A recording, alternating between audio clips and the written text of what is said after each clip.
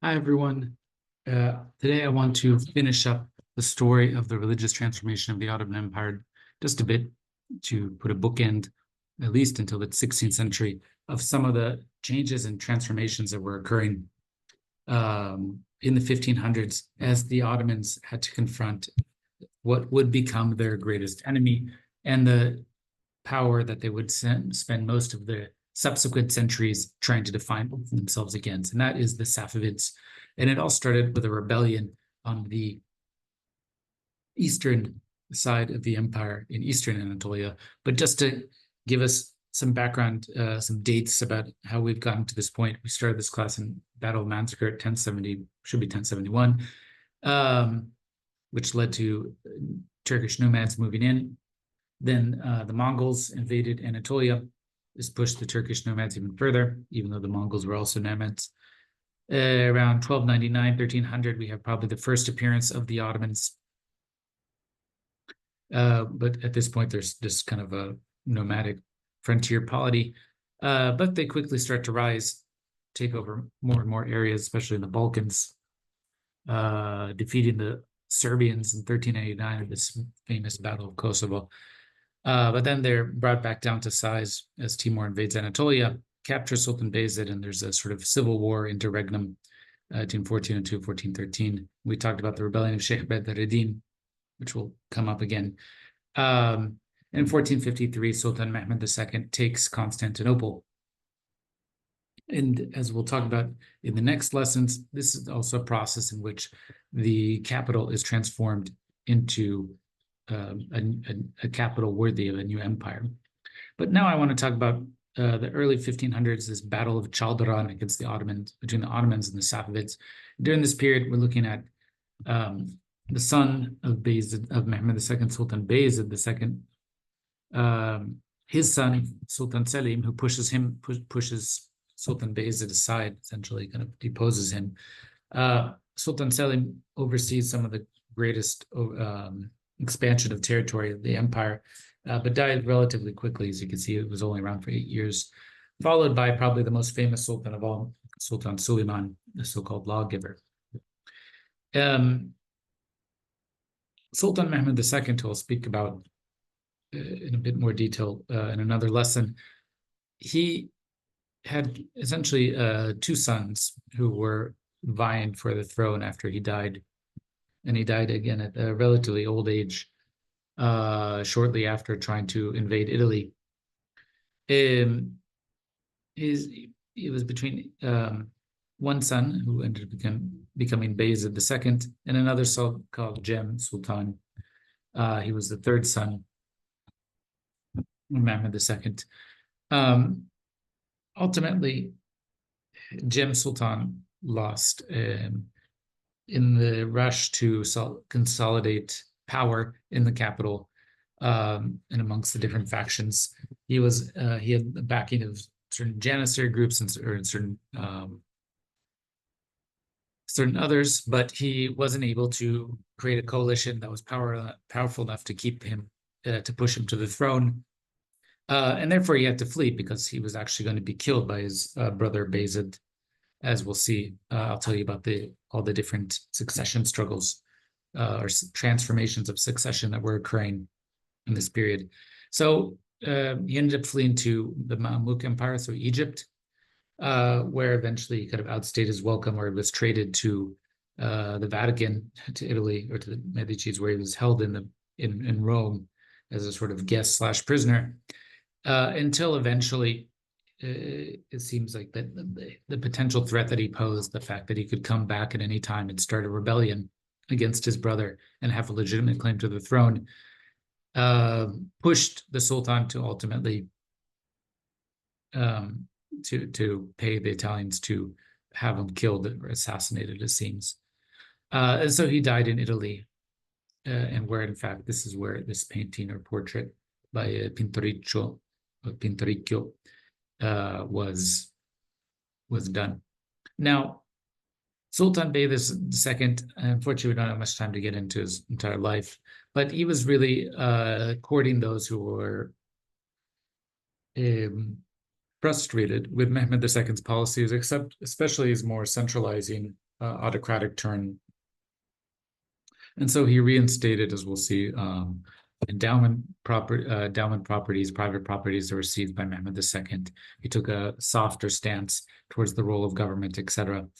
And he oversaw a few other major things. For example, he allowed the Jews who were being expelled from Iberia, that is Spain, after the consolidation of the Spanish Christian rule there, he allowed those Jews to come and settle in the Ottoman Empire.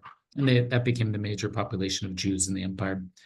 And he oversaw the beginning of hostilities between the Safavids and the Portuguese. Ultimately, though, what was going on during his reign, let me see if I have a better photo, is a start of a small rebellion, these little rebellions amongst nomadic populations, Turkoman populations in the eastern part of the realm. And they started grouping themselves together, going on raids, attacking cities. And they're actually quite difficult to stop. And they almost made their way into some of the major cities in Western Anatolia. And the son that was appointed governor out there was Sultan Selim, or Selim rather. At that point, he was not Sultan. And he was frustrated that the government wasn't sending him more troops, wasn't allowing him to go out and attack these new rebels who were called the Kizilbash Redheads, as we'll talk about in a second. They're called Redheads or Kizilbash because they used to wear a 12-pointed red turban, which showed that they were followers of a new Sufi sheikh, a sheikh called Ismail, who was operating in Eastern Anatolia and Western Iran, Northwestern Iran. And the threat that they posed was actually quite significant. It was very difficult to fight these groups. And ultimately, Sultan Selim, when summoned to the capital over kind of insurrection, decided to go up through the Black Sea and march down through the Balkans, raising more and more support as he went. And eventually, when he arrived at the capital, he also took the support with the Janissaries, and with that, essentially forced his father to abdicate and took the throne. And at that point, he quickly started pushing off, initiating military campaigns to two places. The first is Eastern Anatolia, and the second is, we'll see, is the Arab world. And he was known as Selim the Grim, partially because he was particularly nasty in a sense. At least he didn't treat his enemies nicely. We'll talk more about his son, Sultan Suleiman. Selim only lasted for about 8 years, and it's his son, Suleiman, who was brought to the throne at a relatively young age, who became the most famous, became known as the lawgiver, simply because he codified and transformed the Ottoman imperial tradition, created this classical image of what the Ottoman Empire should be. But we'll talk about that later.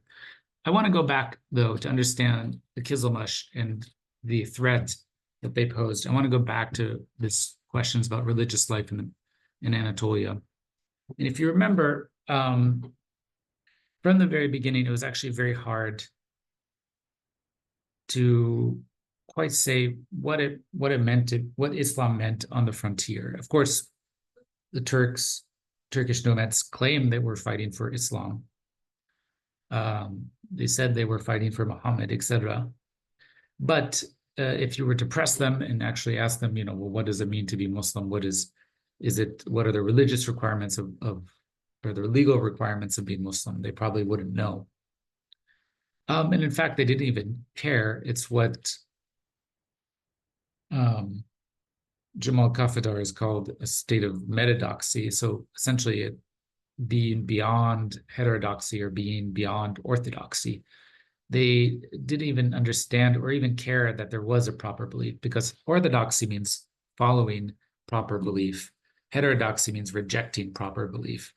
But if you don't know or you don't care what proper belief is, you're sort of beyond even those, right? To be a heterodox person, you have to know what you should believe and then purposefully reject it. And in this case, they just didn't even know. Of course, there were people who did know, and those would be in the cities, places like Konya, etc., and some learned scholars. But for the majority of people acting in medieval Anatolia, life was centered around nomadic holy men, Sufis, and different people who would act at different times. And often these holy men blended together political power and spiritual power. And the most famous one, at least in the 15th century, was this rebellion by a man named Sheikh Bedreddin, who was the son of a frontier warrior and the son of a mother who was the daughter of a Byzantine fortress commander. So he kind of combined all these different aspects.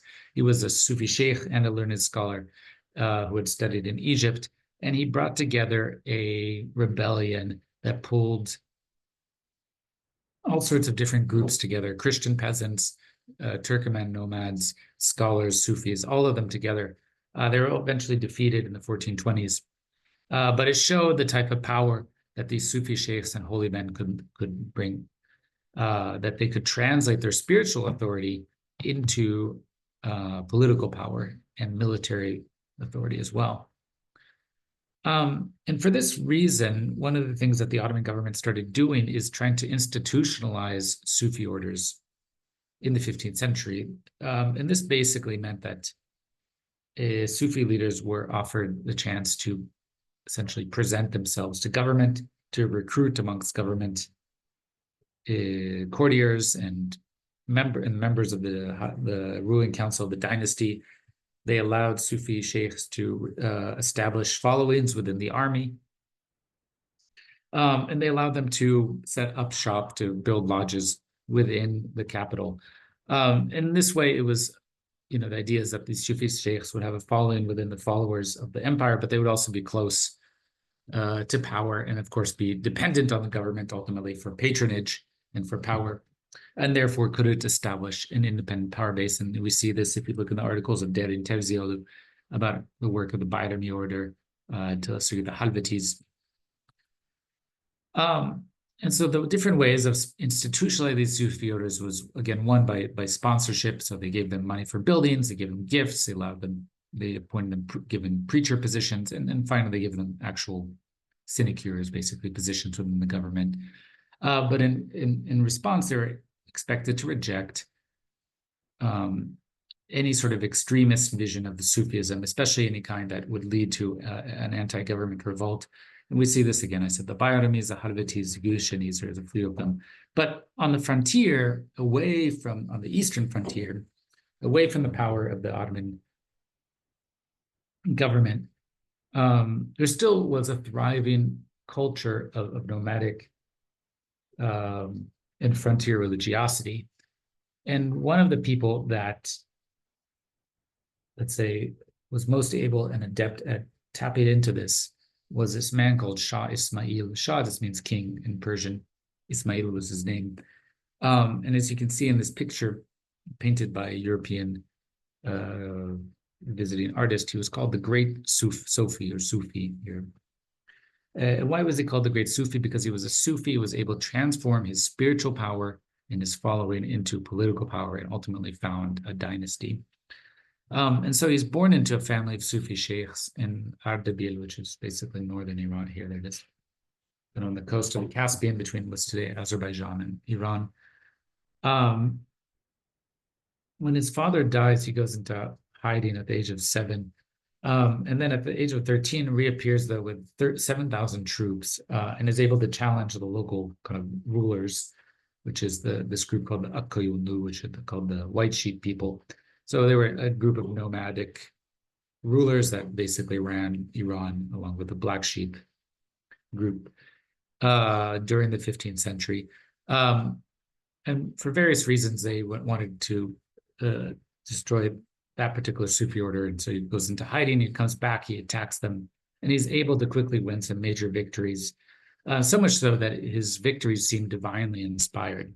But all this time, he was also trying to spread his kind of mystical teachings and create a following amongst Turkic-speaking nomads throughout Eastern Anatolia, so what's to Eastern Turkey and Northern Iran, Iraq, etc. And he did it by circulating poetry in Turkish, so the language that people were actually speaking. And let me see, if we were to look at some of these poems, he would have poems like this. He said, with the miracle of Muhammad, Shah's sword, Zulfikar, as signs in my hand, I've now come. So Zulfikar was also the name of the sword of Ali, the son-in-law and cousin of the Prophet Muhammad. It was a sort of famous sword because it had like two tongues. So imagine like a scimitar, and in the middle of the edge of the blade, it kind of dips like this. So it would have kind of two tongues. And it was a famous sword. And he's basically saying, I have the sword of Ali, I have the sword of the connected directly to the Prophet Muhammad. So blocking outsiders from taking hold of the world, I am Hatai. That was his pen name, the sinner. As a testament, I have now come. Know me always as the essence of God. I'm distinct from all that is not God. So he's actually here identifying himself with God. He's saying, I'm basically the mystery of Amal al-Haq. Here, long story short, this is a phrase that Sufis sometimes use to say, I am the truth. That is to say, I am God. It's hidden here in my heart. I am the absolute truth. What I say is truth. I am Hatai, slave to the mystery of Haidar. Haidar is another name for Ali. Our enemies are those who do not know the Shah as divine truth. So he's setting himself up as a sort of semi divine figure who embodies godliness and actually channels God in many ways, and the Prophet Muhammad and his son-in-law Ali.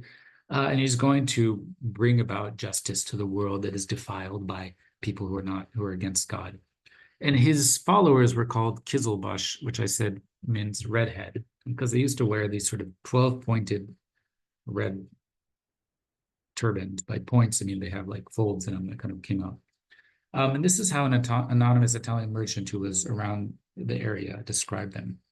He said the Sofi, so here he's referring to Shah Ismail, is loved and reverenced as a god, especially by all of his soldiers, the Kizilbash, many of whom enter into battle without armor, expecting their master Ismail to watch over them in the fight. Others go to battle without armor, being willing to die for their monarch, crying Sheikh, Sheikh. So they don't call him Sultan, right? They call him Sheikh, like a Sufi Sheikh. The name of God is forgotten throughout Persia, and only that of Ismail is remembered. Everyone, particularly soldiers, considers him immortal. So here we have an idea where aspects of this frontier religiosity, this frontier Islam, which is built into, sort of obsession with holy men and Sufi saints, and ties within it a love of Ali, comes together very clearly in the figure of Ismail, and he's able to tap into all these currents, be a very charismatic person, and as basically a 13, 14-year-old teenager, lead tens of thousands of people into battle, so much so that they would go into battle naked or semi-naked, expecting that his powers would save them. And this is at that moment that basically a revolt occurs in the Ottoman Empire. So this is all occurring in Iran. But the Shah Kulu revolt in 1511 is what sparks ultimately Selim. It basically goes and they almost destroy Amasya, a major city that the Ottomans hold.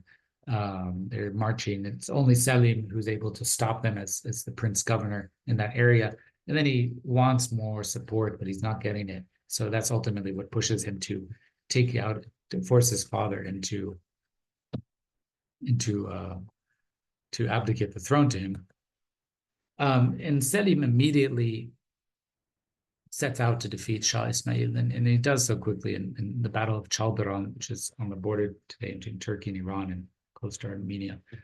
In this, Shah Ismail is defeated. Shah Ismail is not killed, but he is completely defeated.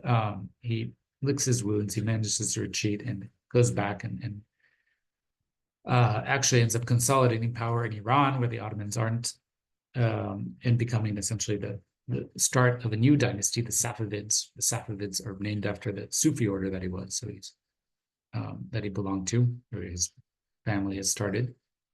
And initially, he starts a dynasty, right, where he's a Sufi sheikh that is also a Shah, a king, and he combines these two roles. Eventually, they also kind of move away from this more charismatic vision of kingship and towards a more normal bureaucracy-based type of empire. But it shows you just how powerful these holy men were at the time. In this case, though, the Ottomans just won because militarily they were much stronger. Shah Ismail, depicted here, here's Sultan Selim depicted on the other side, is ultimately has an army of nomads, an army of people on horses firing bows, whereas the new Ottoman army is fully equipped with cannons and rifles, and also has cavalry, etc. But it's clear that basically after the cannon fire is silent, that Shah Ismail's army is basically destroyed. And so he has to go off and the Ottomans basically reclaim Eastern Anatolia. And one of the interesting things, though, is that this doesn't just become a revolt. In the process of trying to put down this revolt, which was quite massive, and Shah Ismail had a lot of followers, they turn this fight into something more than just a political revolt. They turn it into, the Ottoman government turns it into a religious rebellion, right? They see the Kizilbash as not just rebels, but also heretics. And in fact, the word Kizilbash in general in Turkish in the ensuing centuries, it becomes a synonym for heretic, someone who believes something is wrong. And in order to create these people as heretics, they have to decide, well, what do they actually know about Islam? And they have to decide some sort of proper belief, right? They have to bring in and develop a vision of orthodoxy at this period. And that was already happening because the government was developing cities were importing scholars. People were already studying Islamic law. That knowledge was becoming more and more diffuse in Ottoman cities, especially as the empire became much more centralized and not a frontier entity anymore. One of the people key in this process is a figure called Sheikh al-Islam Abu Saud. Sheikh al-Islam is the guy who's in charge of the religious hierarchies we'll speak about. Abu Saud is basically took the laws of the Ottoman and kind of reconciled them with Islamic law. And in this case, the Ottoman government wants to fight the Kizilbash. They want to stamp out followers of Shah Ismail, and they did. They killed 30,000 of them. They deported and a large number of others, mostly to Western Anatolia and to Bulgaria, where some of them still kind of retain aspects of this religiosity. And as I said, these will actually be remnants of Alevi communities in the future. Now, Shaykh Islam Abu Saud is trying to figure out a way to turn these people into sort of heretics, to figure out, well, how do we classify them Islamically? And he basically is fielding these question answers, what are called fatwas. In this case, the question is the war against the Kizilbash justified? Given that they claim to be Shiites, they claim to be Muslims, just a different type, and they testify that there is no God but God. So they're doing the basics of what Muslims should be. They call themselves Muslims and they say there's no God but God. So he said they're not Shiites, nor even one of the 72 sects. So they're not even like within the known realm of heresy. Say the Kizilbash take the share of evil and corruption from each of the 72 sects. They've added according to their whims, whatever heresies and innovations they choose, and invented a composite heresy and deviation. This includes, and this is where they list all the bad religious things they do, insulting the Quran and Sharia, burning holy books, treating scholars with contempt, worshiping their leaders as gods. And in fact, there was a sort of deification of Ismail, cursing Aisha, Omar, and directly Prophet Muhammad. These last guys are people from early Islamic history who are seen to be responsible for the death of Ali. And this goes on in different ways. There's other fatwas, for example. Is it legally and religious permissible to fight against the Kizilbash? Are those who kill the Kizilbash deemed holy warriors, ghazis, and those who are killed by them as martyrs? And here he says, yeah, yes, it is permissible to kill them. It's a holy war. And anyone who dies fighting them becomes the greatest martyr. And here we see again where they combine religious and political rebellion. He said, is the reason for the permissibility of war against them only that they rebelled and showed enmity to the Sultan of Muslims and drew the sword against the army of Islam? Or are there other reasons as well? And here he says it clearly. They are rebels as well as unbelievers for several reasons.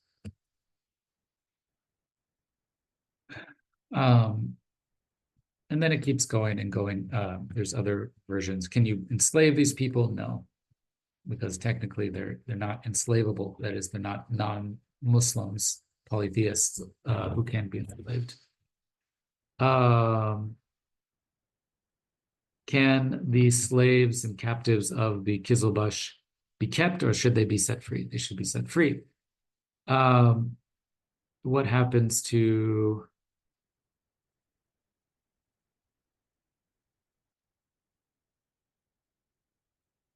like, can you stop Kizilbash women? Can you stop them or not? Can they be forced to be turned into slaves or servants? And here they basically, no, you cannot. Interesting. You cannot have them as, you can't have sex with them because you're not supposed to have sex with apostates. And here they don't see that as well. Now, these are legal opinions by the government, but they show at least the government's intention. Now, of course, on the ground, fighting when the Ottoman armies went out to suppress this revolt and did so quite brutally, I'm sure they did whatever they wanted in different ways. But these are different guidelines where the government's trying to justify its actions. And more importantly, casting this as a religious rebellion. And by doing so, they have to actually start inventing, or at least defining, what is the religion of the empire. And we'll talk about them in 1 second. So, by the way, all these sympathizers of Ismail are still around. They turned into, consolidated over the centuries into a form of kind of frontier religiosity called Alevism, which we saw before, which has very different visions of what it meant to be Muslim. Today you can see they're precisely in the areas, one in the mountains, but also in the mountains that are difficult to access, but also in the areas that were often spaces of rebellion, in the places here, other areas that were deported to. And so Alevism today is a descendant from the type of beliefs that the Kizilbash held. Often it was Alevism developed in response to the Ottoman government. So if the Ottoman government, as we'll see, became formally Shi'i, Sunni, the Kizilbash, the Alevis saw themselves as anti-Sunni, or at least non-Sunni specifically. Anyways, on the other hand, the same process ultimately ended up occurring in the Safavid Persia, where the Safavids started defining themselves against the Ottomans. Now, so what the Ottomans started doing is that in the process of trying to define what the religion of their empire was, they decided that they were going to be a specifically Sunni empire that pushes a Hanafi identity. Hanafi is a legal school, it's less important, but the important part is that they see themselves as Sunnis, and that they are going to follow that particular vision of Islamic identity. And that this is going to be the religion of the empire. And while it cannot be forced on people, it can be, they're going to try to promote it in many different ways, as we'll see. Now, the same thing happened, but for the Safavids. And in fact, as the Safavids ended up controlling this area, Iran and parts of Central Asia, they ended up taking a Shi'i identity. In fact, at first they were just kind of antinomian Sufis, but eventually they brought in Shi'i scholars from Lebanon and Syria, had them train the population and transform the population eventually from a predominantly Sunni population to a Shi'i population. And that process created ultimately the sort of Sunni-Shi'i divide we see that runs basically through the Caucasus and through Iraq, which is divided between Sunnis and Shi'is today. And in fact, you can kind of see how these empires, this is the Safavids in the kind of, in this zone of intersection, you have precisely many different Sunni and Shi'i spaces here. And this is still today. Iran is predominantly Shi'i, and these areas are predominantly Sunni. And this is a process of confessionalization or Sunnitization, where they move away from not caring about what proper belief is to defining proper belief and defining it as Sunnism. Now, how do they do this? One is they're defining orthodoxy. So they're going to say, well, if you're a real Sunni, you have to believe in the Prophet Muhammad is the best, not just can't think that Jesus is the best. And they really tried to kind of at least instill this in every these basic ideas in the population by writing catechisms, what are called ilm al-hal, and distributing them and having them often taught in elementary schools or in mosques. And these basically taught you how to pray properly, how to, when you should fast, how you should go on Hajj, all these things that are, in senses, the basics of the legal requirements of what we think Islam is today. But they taught them to the population that didn't know any better and often were themselves descended from Christians within a generation or two. The other thing they did is they set out to build mosques in every neighborhood in every town. So if a town which has a definition of having more than, I think, 2,000 people, there should be a congregational mosque in it according to the laws. Sorry, my computer's going crazy. And these quarters and the mosques themselves became centers of surveillance of the population, where the prayer leader, the imam of the mosque, would, encourage people to come to mosque to show up and pray, and also note who wasn't coming and just turn things into aspects of suspicion. There's also transformations in the nature of heresy. Technically, to be an apostate or to be a heretic, you really have to go out of your way and say something like you don't believe in the Prophet Muhammad and say it publicly and then reaffirm it when asked. That would make you an apostate or a heretic. But then they started developing new visions of heresy. And one of them is that that there's kind of hidden secret enemies of Islam, like the Qizilbash, who are pretending to be good Muslims.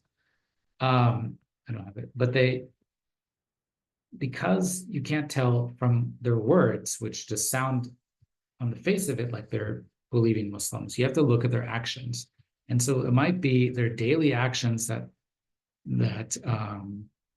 reveal them as hidden enemies of Islam. And so the definition of heresy started expanding away from kind of purposeful renunciations of Islam to saying, like, maybe you're not praying the right way. Maybe if you smoke tobacco, you're a heretic. Maybe if you drink a cup of coffee, it shows that you don't really believe in Islam. Or if you're not saying the prayers in the right way. All these little daily actions became spaces in which people started looking for deviations from the faith. And that became a process in which the fight against heretics on the frontier transferred over to the population of the empire as a whole. So instead of looking for heresies over on the border with Iran and amongst the Qizilbash, people in Istanbul or in Izmir and Thessaloniki started looking for suspect behavior in the towns themselves. Now, the other thing that they do is basically the government officials write catechisms, but they're also everyday Muslims are writing them and spreading them around. And catechisms are, again, basic ideas about what you should know, the basic beliefs and basic actions that a Muslim, or in case of catechisms for Christian Catholics, should know. In the Ottoman Empire, they're called ilm al-hal. That literally means knowledge of the situation, because every situation in your life demanded to know what was the proper response. Like, you needed to know how to act according to every situation by the standards of Islamic law. So you needed to know how to pray properly when you prayed. You need to know how to fast properly when you fasted. If someone had died, you need to know how to bury them properly. And then this expanded. How do you conduct business Islamically according to the law? How do you conduct marriage relations Islamically? All of this expanded and kept increasing the space.